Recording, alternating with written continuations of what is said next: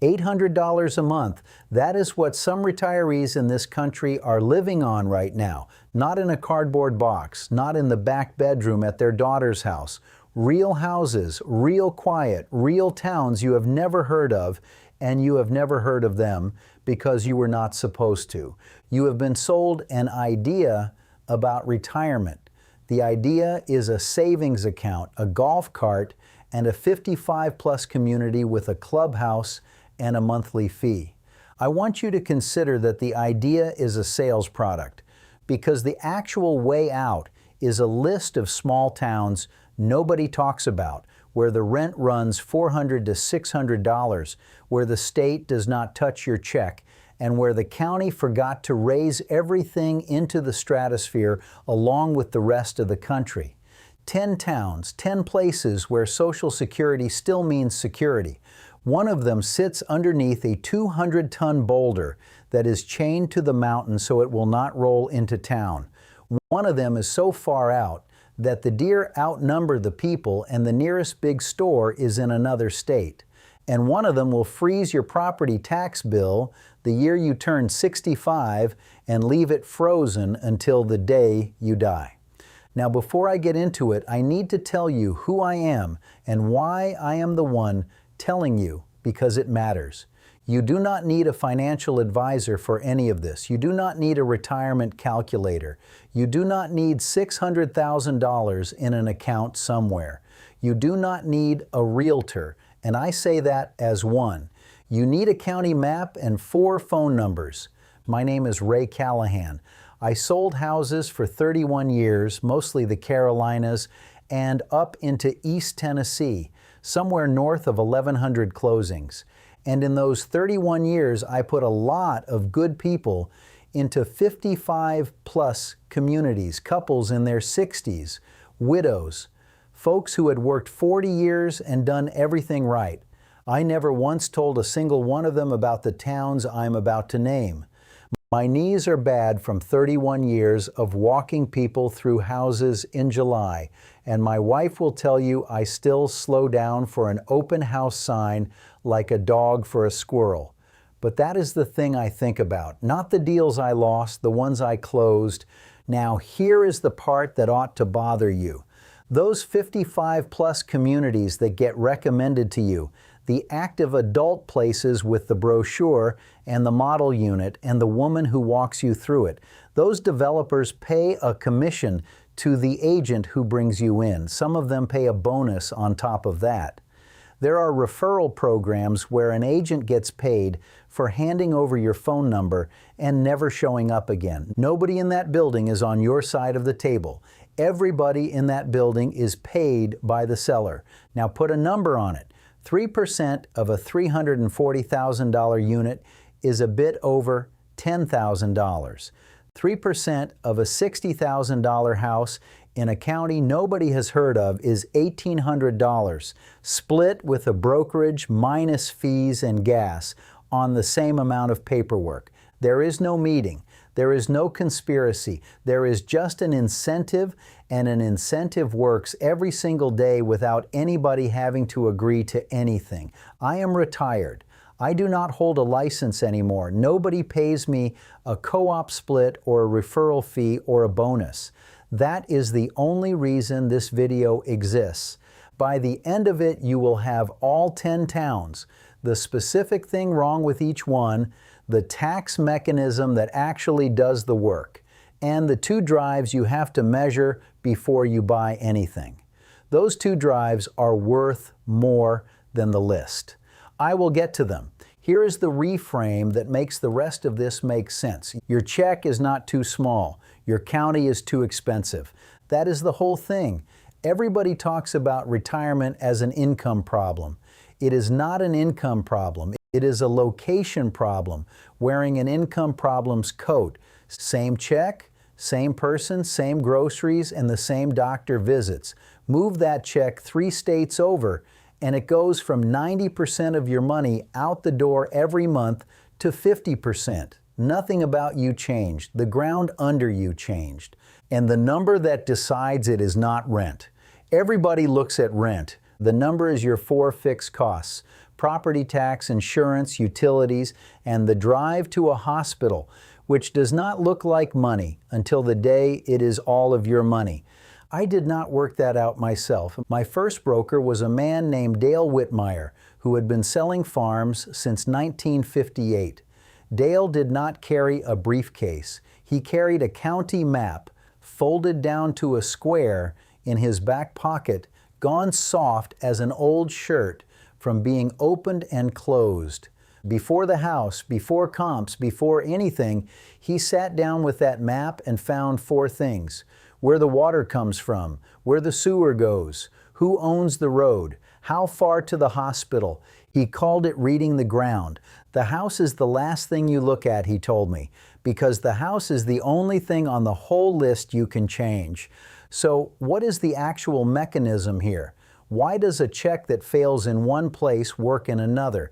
It is not the rent. Rent is a symptom. It is 2 things stacked on top of each other, and almost nobody explains the second one. First, most states do not tax your Social Security. I could name a state right now and tell you it does not tax your check and make it sound like a secret. It is not a secret. 41 states plus the District of Columbia leave Social Security alone. That is the large majority of the country. Do not pick a town for that. It is table stakes. The second one is the real lever, and it is the senior property tax exemption and the freeze. Here is how it works. Your tax bill is the assessed value of your house times the county rate. Most states have a homestead exemption that knocks a fixed amount off that assessed value once you hit 65. Some states go further and freeze the assessed value entirely on the day you qualify. So if the county appreciates around you, your bill does not move. Kentucky knocks a set amount off assessed value for homeowners 65 and up, and the figure gets adjusted every couple of years. Texas puts a ceiling on the school district portion of your bill at 65, and it does not go up. Oregon has a deferral program where a qualifying senior can put the bill off entirely and settle it out of the estate. Those are not discounts. Those are a different financial life. And here is the piece that ties it to everything else I do on this channel. A freeze is worth more in a cheap county than an expensive one, because in a cheap county, the freeze applies to a bill that was already small. You are locking in a number that was low to begin with, but you have to apply. Nobody mails it to you. There is a form at the county assessor's office and a deadline, and if you miss the deadline, you wait a year. Now, I owe you a correction, and I am going to give it to you before the list, not after, because it costs me more here. $800 a month is on my thumbnail, and I put it there. It is a real number. It is not the common number. The average Social Security retirement check in this country is somewhere in the neighborhood of $2,000 a month. $800 is the low end of the range, and folks living on it are usually there because of a short work history or reduced benefits from filing early, or a survivor situation. So if you are watching this and your check is $2,000, you are not the exception. You are the middle. And every town on this list gets dramatically easier at $2,000 than at $8,000. And while I am at it, $400 rent is mostly gone. It exists, but you will not find it on a website. And if you do find it on a website, you should ask yourself why. I would rather you trust the other 20 minutes than have that number sitting there rotting. All right, 10 towns. Number 10, Truth or Consequences, New Mexico. Named for a game show sitting on a network of geothermal springs where you can soak for about $10. Modest apartments in the $600 to $700 range, cost of living well under national, and New Mexico exempts Social Security for most retirees under the income thresholds.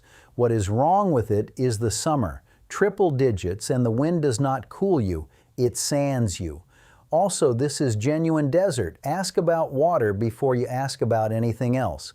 Number 9, Pineville, Kentucky. Deep Appalachia. One bedrooms around 5 to 650, cost of living far below national, and Kentucky's homestead exemption takes a real bite out of your assessed value at 65. What is wrong with it is the job base and the drugs. Bell County has been hit hard by the opioid trade, and that is not a slur on the town. It is a thing you should know before you sign.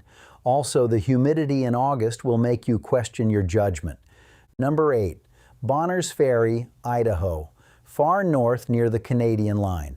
Rent around $650, very low crime, no state tax on Social Security, and Idaho runs a grocery tax credit that puts money back in your pocket. What is wrong with it is winter and distance. Snow is not an event up there, it is a season with teeth, and the nearest real shopping is effectively out of state. There is no ride service. If you cannot drive, you are dependent on a neighbor. Number 7, John Day, Oregon. Population under 2,000, Grant County, one of the emptiest counties in Oregon. Rent $6 to $750, no state sales tax, and Oregon's senior property tax deferral is one of the more generous programs in the country. What is wrong with it is isolation and internet. It is genuinely remote, the connection is slow, and the hospital district, while real and well regarded, is small. Grant County has an older population and a thin workforce. Number 6, Cumberland, Maryland. Old rail and canal town in the western mountains, average rent right around $730, cost of living far below national. Maryland does not tax Social Security and offers pension exclusions and property tax credits for seniors. What is wrong with it is that the downtown is beautiful and empty. The economy has been shrinking since the 70s, and your resale pool is small. Buy there to live, not to appreciate. Number 5, Bluefield, West Virginia. High elevation, calls itself nature's air-conditioned city and means it. Rent around $600, cost of living far below national, low crime, and West Virginia has been phasing out its tax on Social Security. What is wrong with it is population loss. Bluefield has lost a large share of its people over several decades. When a town shrinks, the tax base shrinks, and eventually the services do too. Number 4, Presidio, Texas. Far west, right on the border, hours from a full-size grocery. Rent around $580, cost of living about 30% under national, no state income tax at all. And the over 65 school tax ceiling means your biggest tax line stops climbing. What is wrong with it is remoteness of a serious kind. This is the one on this list where the hospital drive should genuinely scare you, and I will come back to that in 2 minutes. Number 3, Mountain View, Arkansas. Ozarks folk music capital. Live music on the square most days of the week. Rent around $575, cost of living well under national violent crime. A fraction of the national rate, Arkansas does not tax Social Security and runs a homestead credit plus additional relief at 65. What is wrong with it is the internet and the medical depth. Stone County is small. For anything past routine, you are driving. Number 2, Ironwood, Michigan, Upper Peninsula, near the Wisconsin line. Rent around $600. Houses under $90,000. Cost of living well under national Michigan exempt Social Security. What is wrong with it is snow, and I do not think most people hear that word correctly. Ironwood gets more snow in a season than Anchorage. If you have a bad hip at 75, snow is not weather. Snow is whether you leave the house between December and April. Number 1, Valentine, Nebraska. Sandhills country, 2,600 people. Rent around $550. Houses around $115,000. Cost of living well under national. And one correction to what you may have read elsewhere. Nebraska used to tax Social Security. It phased that out. Check the current year, but the old advice on Valentine is out of date. What is wrong with it is that it is small and it is far. The nearest city of any size is a long drive in weather that does not care about your plans. Now, the part that is not on any other list, and the reason I made this video instead of just posting the 10 names, before you buy anywhere on this list, you measure 2 drives. The first drive is the ambulance drive, and I do not mean the drive to a hospital. Everybody checks that, and everybody checks it wrong. Almost every one of these towns has a hospital or a clinic. What most of them do not have is a cardiac catheterization lab or a certified stroke center. Those are the 2 things that decide whether you live through the 2 most likely emergencies of your 70s. So the question is not how far to the hospital. The question is how far to definitive care. Call the local hospital, ask for the main desk, and ask them plainly, if I come in with a heart attack, do you treat me here or do you transfer me? Then ask where they transfer to and how long that takes. Sometimes the answer is fine. Sometimes the answer is a helicopter. And a helicopter is a bill with 5 figures in it that most supplemental plans handle badly.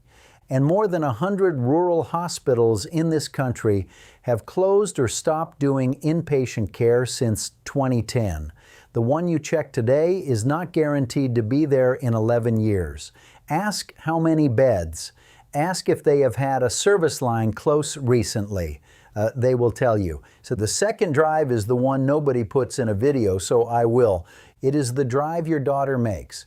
There will come a day, and I have watched this play out more times than I want to count, when one of you cannot live alone anymore. And on that day, somebody who loves you has to get to you, and somebody has to be able to sell the house. So before you buy, drive it in reverse, from the nearest airport with real flights to the front door, from your kids to the front door. Time it in February, not July. And find out where the nearest assisted living facility is and what the monthly runs. Not because you are planning on it, because if the answer is 3 hours away, you are not moving to a cheap town. You are moving to a town your family cannot reach. And the money you saved comes back out in a way nobody warned you about. I sold a lake house in 2014 to a couple who did everything right on paper. 4 years later, he had a stroke, and the nearest facility that could take him was 90 minutes from their daughter. She drove it twice a week for 2 years.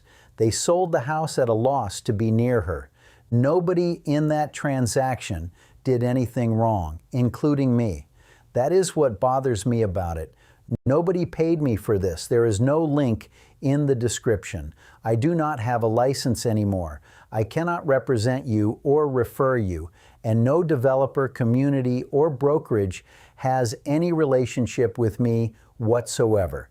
There is no course and there is no email list. I have a pension, a paid-off house, and a dog who has never once been impressed by anything I have said. Here is why I bother. The average retirement check is around $2,000. Median rent in an ordinary American town is well over $1,500. That is not a budget. That is a countdown with a nice name on it. And the 55-plus community that gets recommended as the safe answer has a monthly fee, and that fee has no ceiling on it, and it goes up on a schedule you do not control for the rest of your life. You have not been priced out of retirement. You have been priced out of about 9 counties. Everybody agreed to show you. So here's your homework. Pick 3 towns off this list, just 3. Call each county assessor and ask for the senior exemption form, the income limit, and the filing deadline. Write the deadline down. Call the local hospital and ask the heart attack question. Write down where they transfer to. Get a homeowner's insurance quote in writing on a real address before you fall in love with anything. And then rent for 1 full winter before you buy. 1 winter. That single rule would have saved half the people I watched get this wrong. Tell me in the comments what state you are watching from and what you pay for housing right now. Just those 2 things. I read every one of them, and the townsfolk's name down there are half of how I pick what to look at next. Next time, I am going to show you how to buy a house for the back taxes owed on it. It is legal. The county advertises it in the newspaper by law, and it happens in every state. There is one mistake in that process that will cost you the entire purchase price and leave you with nothing. And it happens at a point where most people think they have already won. Until then, read the ground, measure both drives, buy the county.